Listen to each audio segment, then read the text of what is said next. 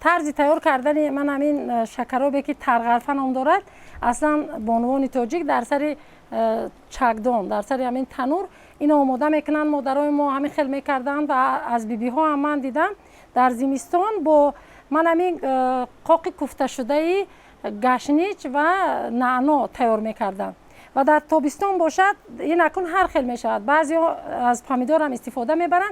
اصلا اینجا پیاز بیخی و گشنیج استفاده کردیم که سخت مثلا خوب کوفته شده است.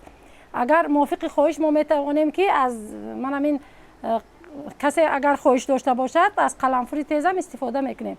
اگر خواهش نباشد تنها من همین با کبودی و نانی که تنها از تنور همین لحظه کنده شده است با چپاتی گرم و آب جوشانیده شده.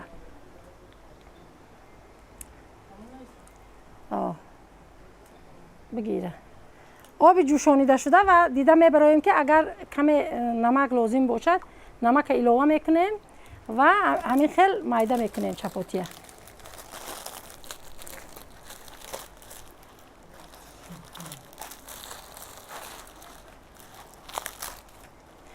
و طرز تیار کردنش من همین خیل میشد که من همین خیل گریسته در من همین در طبق همین خیل گذاشته میشود.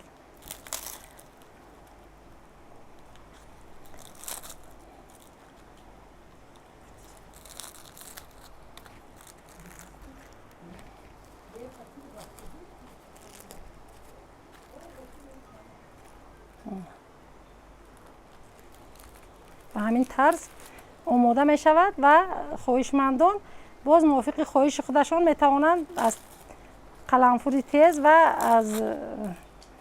از این چیز استفاده کنند.